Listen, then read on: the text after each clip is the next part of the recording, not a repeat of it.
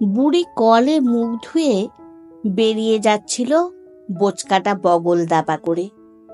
পুরোহিত আটকালো, বলল, বুড়ি, তুমি এই যে মন্দিরে রোজ দুপুরে আসো, ভোগ খাও, চলে যাও।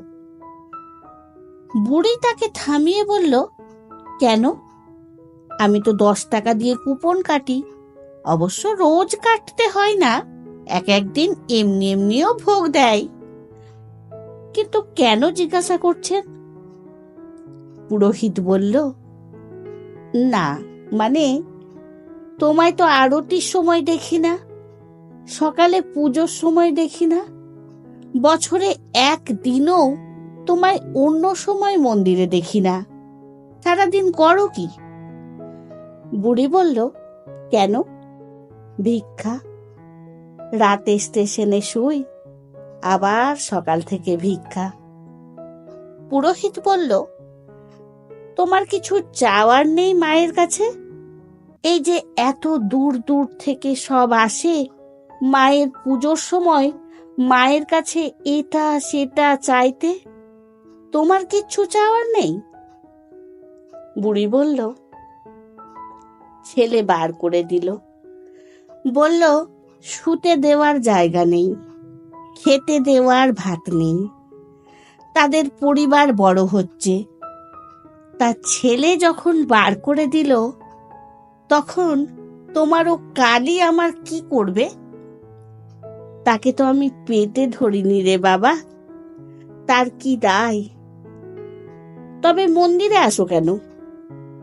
মাকে বলতে, যেন ছেলেটার অমঙ্গল না করে। সেও তো মা, বুঝবে।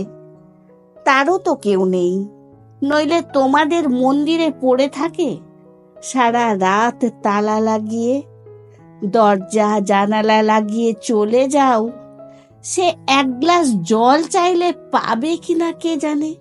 ও সবার ভাগ্যই এক।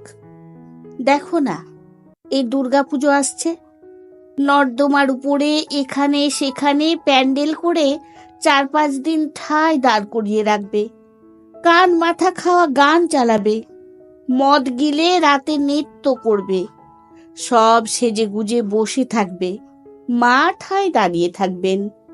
তারপর মন ভরে গেলে টান মেরে জলে ফেলে দিয়ে আসবে নাচতে নাচতে। ওর কাছে আমি আমার জন্য আর কি চাইবো বলো?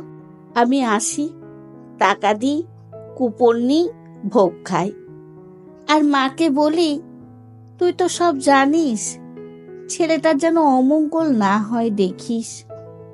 এই তো, আসি। পুরোহিত স্তব্ধ বাক। সত্যি তো, মন্দিরে তালা দেওয়া এখন, পাখা লাইট নেভানো, কর্তৃপক্ষ অত টাকা লাইটের বিল দিতে পারবে না। বুড়ি চলে যাচ্ছে, ময়লা শাড়ি, বগলে বোঁচকা, চলায় না আছে কোনো তাড়া, বলায় না আছে কোনো ক্ষোভ। এত শান্ত কি করে হলে বুড়ি? বুড়ি ফিরে তাকালো, হাসলো। সামনের উপরের পাটিতে দাঁত নেই, 2 কি 3টে।